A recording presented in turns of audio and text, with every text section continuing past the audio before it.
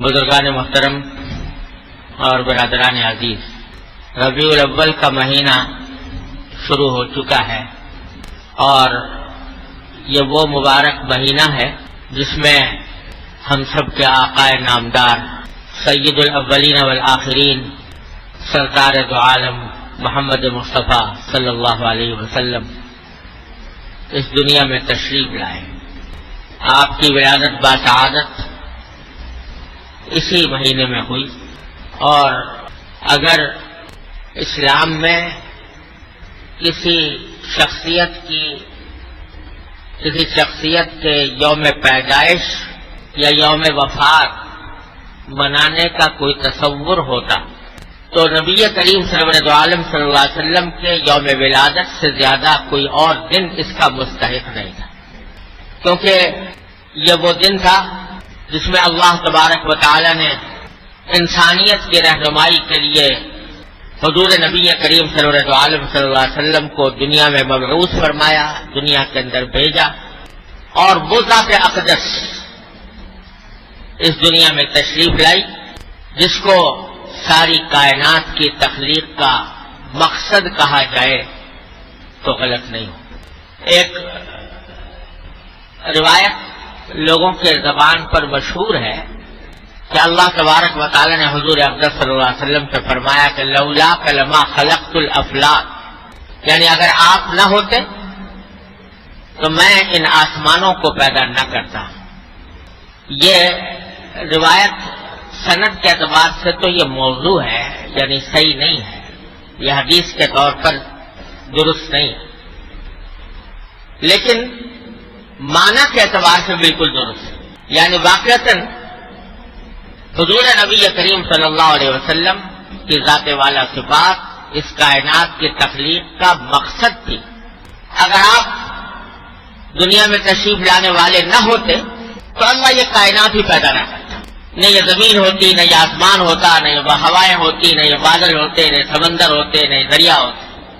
اور اقبال مرحوم نے اس بات کو بڑی بلاغت کے ساتھ کہا ہے کہ ہونا یہ نام تو کلیوں کا تبسم بھی نہ ہونا یہ نام، یعنی نبی کریم صلی اللہ علیہ وسلم کا نام مبارک، ہونا یہ نام تو کلیوں کا تبسم بھی نہ ہو، چمن دہر میں بلبل کا ترنم بھی نہ ہو، یہ نہ ساقی ہو تو پھر میں بھی نہ ہو، خم بھی نہ ہو، بزم توحید بھی دنیا میں نہ ہو، تم بھی نہ ہو، خیمہ افلاک کا استادہ اسی نام سے ہے، نبض ہستی کا پیشامادہ اسی نام سے۔ تو در حقیقت یہ کوئی مبالغہ نہیں، حقیقت ہے کہ حضور سرور دو عالم صلی اللہ علیہ وسلم اس پوری کائنات کی تخلیق کا مقصد ہے۔ لہذا جس دن اللہ تبارک و تعالی نے آپ کو اس دنیا میں مبعوث فرمایا، وہ دن یقیناً اس کائنات کا سب سے زیادہ مقدس، سب سے زیادہ سعادت والا دن تھا، سب سے زیادہ مبارک دن تھا، جس میں سرکار دو عالم صلی اللہ علیہ وسلم دنیا میں تشریف لائے۔ تو اگر اسلام میں کسی کے یوم پیدائش منانے کا کوئی تصور ہوتا تو اس دن سے زیادہ کوئی اس بات کا حقدار نہیں تھا کہ اس دن کو ایک عید کا دن بنایا جائے، اس کو ایک جشن کا دن بنایا جائے۔ لیکن جو دین لے کر سرکار دو عالم صلی اللہ علیہ وسلم تشریف لائے اور جس دین کی آپ نے ہمیں تعلیم و تبلیغ فرمائی، وہ دنیا سے نرالا دین ہے، وہ سارے مذہبوں سے نرالا مذہب ہے۔ اس میں اللہ تبارک و تعالی نے حضور اقدس صلی اللہ علیہ وسلم کے حوالے سے اور آپ کے ذریعے ہمیں جو تعلیمات عطا فرمائی ہیں وہ یہ ہے کہ رسمی طور پر دن منانے سے کچھ نہیں ہوتا۔ کسی کا یوم پیدائش منا لو، کسی کا یوم وفات منا لو، اس کے اوپر جشن کر لو، اس کی یاد میں چراغاں کر لو، اس سے کچھ نہیں ہوتا۔ اصل بات یہ ہے کہ جو پیغام وہ لے کر تشریف لائے تھے، جو تعلیم انہوں نے دی تھی اور جو ہدایات انہوں نے عطا فرمائی تھی، ان پر کتنا عمل کر رہے ہیں۔ ہمارا سارا دین ہمیں یہ سکھاتا ہے کہ رسمی طور پر دن منانے سے کچھ نہیں ہوتا، رسمی طور پر کوئی کارروائی کر دینے کی کوئی حقیقت نہیں. اصل بات یہ ہے کہ اس روح کو دیکھو، اس پیغام کو دیکھو جو سرکار دو عالم صلی اللہ علیہ وسلم لے کر تشریف لائے. یہی وجہ ہے کہ آپ دیکھیں گے کہ یوں تو ہر مذہب کے اندر کوئی نہ کوئی عید کا دن ہوتا ہے، کوئی جشن کا دن ہوتا ہے، تہوار منایا جاتا ہے. اسلام میں بھی ہے، لیکن اسلام نے سارے مذہبوں سے ہٹ کر، سارے ادیان سے ہٹ کر 2 دن مقرر فرمائے ہیں عید جشن منانے کے، تہوار منانے. ایک عید الفطر اور ایک عید الاضحیٰ.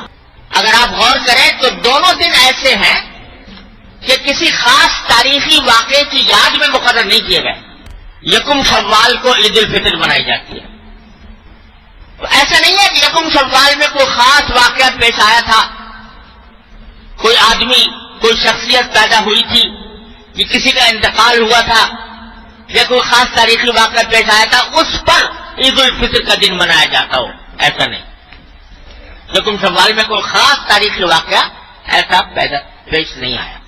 عید الاضحیٰ ہے وہ 10 ذوالحجہ کو منائی جاتی ہے. 10 ذوالحجہ کو نہ کسی کا یوم پیدائش ہے، نہ کسی کا یوم وفات ہے، نہ کوئی اور خاص تاریخی واقعہ اس سے وابستہ ہے. اگرچہ ان دنوں میں جو قربانی کی جاتی ہے وہ حضرت ابراہیم خلیل اللہ علیہ السلام کی سنت ہے. بھائی ذرا اس کو رہنے ہی دے. وہ حضرت ابراہیم خلیل اللہ علیہ السلام کی سنت ہے، اور حضرت ابراہیم خلیل اللہ علیہ السلام نے اپنے بیٹے کی قربانی دی تھی. اللہ تبارک و تعالیٰ نے اس کو ایک سنت اور ایک عبادت بنا دیا. لیکن ایسا نہیں ہے کہ حضرت ابراہیم نے اپنے بیٹے کی قربانی 10 ذوالحجہ کو دی ہو، 10 ذوالحجہ کی تاریخ میں دی ہو. ایسا نہیں ہے. خدا جانے کون سے دن دی تھی معلوم نہیں، کیا تاریخ تھی یہ معلوم نہیں. تو لہذا 10 ذوالحجہ کو جو عید الاضحیٰ منائی جاتی ہے، قربانی کی جاتی ہے، وہ بے شک ان کی سنت ضرور ہے، لیکن ایسا نہیں ہے کہ ابراہیم علیہ السلام کی قربانی بھی اسی دن ہوئی ہو. اللہ جانے کون سے دن ہوئی تھی، کسی کو نہیں پتا. اس لیے نہیں کہا جا سکتا کہ 10 ذوالحجہ کی تاریخ جو مقرر کی گئی ہے وہ اس خاص واقعے کی وجہ سے مقرر کی گئی.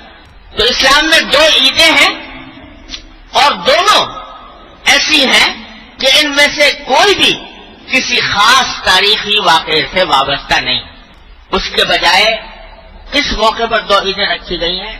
وہ پہلی عید یعنی عید الفطر اس وقت ہے جبکہ مسلمان ایک بڑی عظیم عبادت کی تکمیل کر کے فارغ ہوتے ہیں. یکم شوال کب آتی ہے؟ جب رمضان کا پورا مہینہ گزر گیا.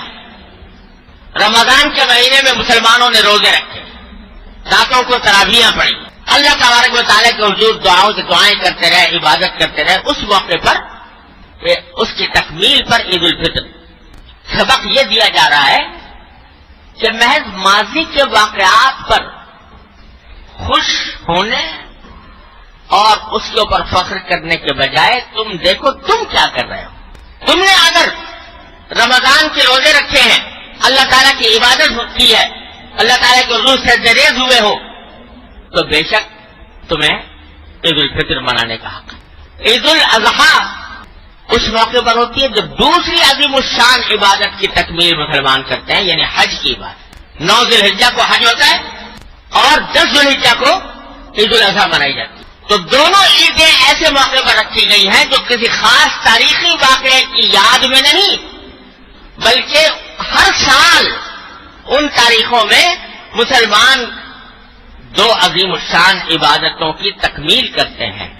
تو سبق یہ دیا جا رہا ہے کہ دوسری قومیں تو عید مناتی ہے یا جشن مناتی ہے، وہ اپنے کسی تاریخی واقعے کی بنا پر مناتی ہے.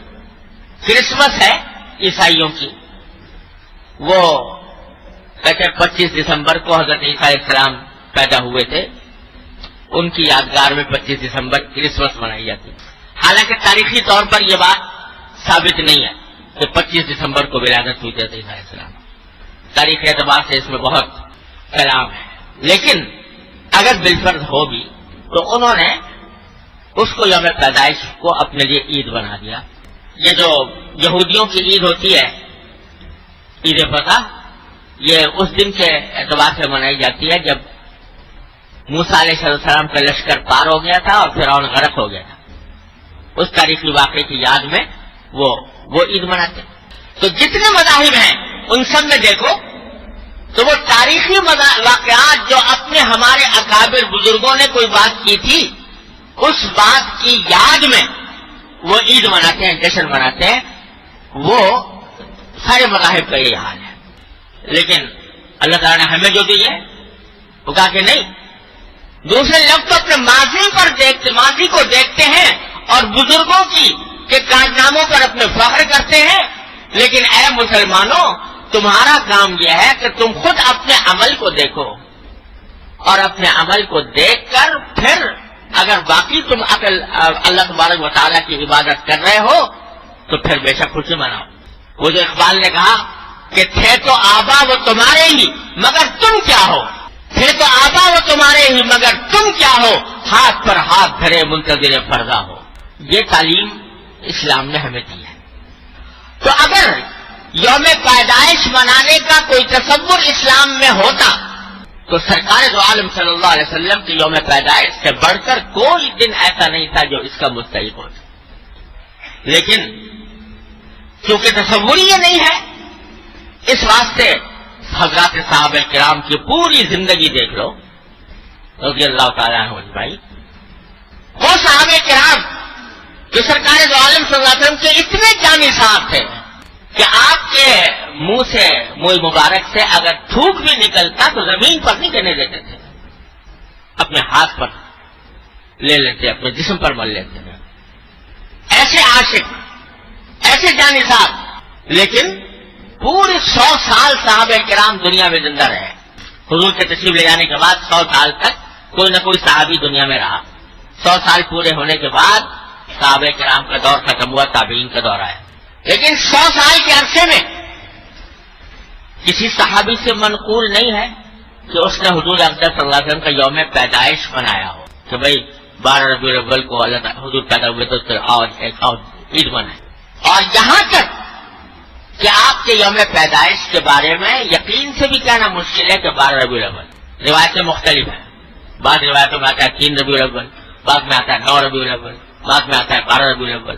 مختلف روایتیں، لیکن یہ مختلف روایتیں خود اس بات پر دلالت کر رہی ہیں کہ امت نے اس دن کو عید منانے یا اس کو باقاعدہ جشن کے طور پر منانے کا تصور تھا ہی نہیں، لہذا روایتوں میں بھی اختلاف ہو گیا. جو اصل چیز تھی وہ صحابہ کرام نے پکڑ کر رکھی. وہ کیا کہ حضور اقدس صلی اللہ علیہ وسلم دنیا میں اس لیے تشریف لائے تھے تاکہ دنیا کے سامنے ایک بہترین زندگی کا نمونہ پیش کریں. جیسا کہ میں نے ابھی آیت جو تلاوت کی کہ لقد کان لکم فی رسول اللہ اسوۃ حسنہ. خوب سمجھ لو کہ تمہارے لیے اللہ کے رسول کی زندگی میں ایک بہترین نمونہ ہے. یہ معنی ہے آیت کے لقد کان لکم فی رسول اللہ اسوۃ حسنہ. یقیناً تمہارے لیے اللہ کے رسول کی زندگی میں اسوہ حسنہ ہے، یعنی بہترین نمونہ ہے.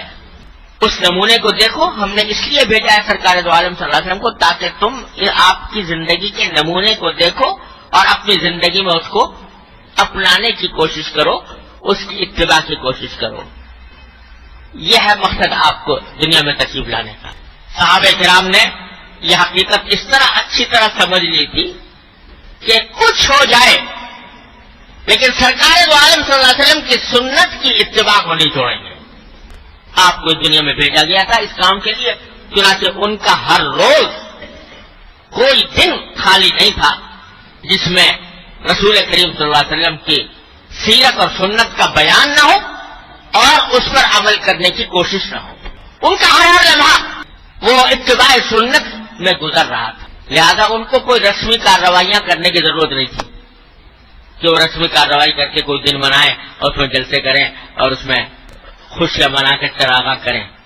ان کے دل میں چراغاں ہو رہا تھا، ان کے دل میں تقویٰ کے چراغ روشن تھے، ان کے دل میں اتباع سنت کے چراغ روشن تھے.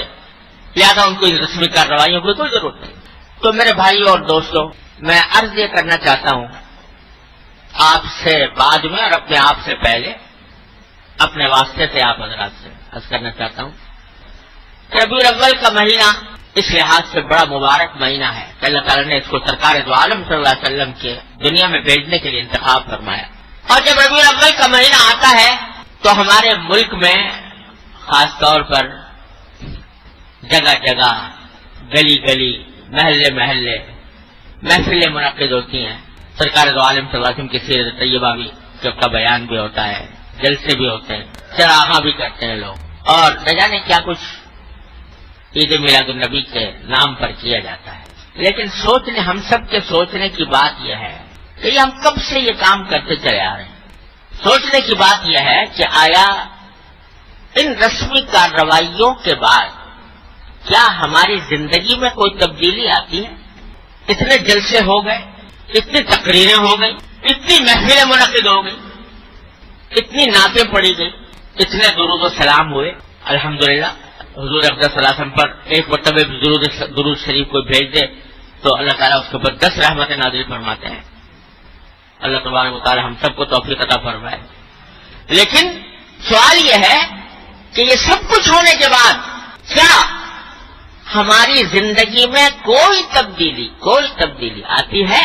کیا ایسا ہوتا ہے کہ ان کارروائیوں سے پہلے ہم کسی سنت سے محروم تھے اور اب ان کارروائیوں کے بعد کسی سنت پر عمل کرنے کی توفیق ہو گئی؟ اگر اس سوال کا جواب ہم اپنے گریبانوں میں منہ ڈال کر دیکھیں تو بظاہر اکثر و بیشتر اس کا جواب نفی ہی میں ملے گا. جس ڈھب پر زندگی پہلے چل رہی تھی اب بھی چلتی ہے. پہیا جس طرح گھوم رہا تھا اب بھی گھوم رہا ہے. پہلے اگر سرکار دو عالم صلی اللہ علیہ وسلم کی سنتوں کی اتباع کی فکر نہیں تھی اب بھی نہیں.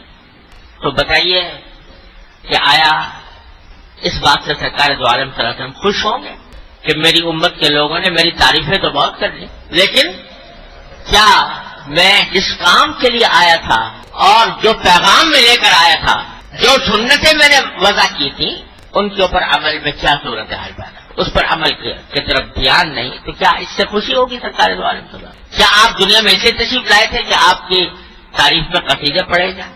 آپ کو تو پیشکش ہوئی تھی کہ اگر آپ چاہیں تو دنیا کا سارا مال و دولت آپ کے قدموں میں ڈھیر کر دیا جائے. اگر آپ چاہیں سردار بننا چاہیں تو ہم سب متفقہ طور پر آپ کو سردار بنانے کے لیے تیار ہیں. اگر آپ کو حسن و جمال کی خواہش ہے تو دنیا کا منتخب حسن و جمال آپ کی خدمت میں پیش کر دیا جائے. ساری پیشکش کر دی گئی تھی, مگر آپ اپنے اس پیغام سے, اپنی اس تعلیم سے باز آ جائیں. سرکار دو عالم صلی اللہ علیہ وسلم جواب میں کیا فرمایا تھا کہ اگر میرے ایک ہاتھ میں آفتاب اور ایک ہاتھ میں مہتاب بھی دے دو گے تو میں اپنے اس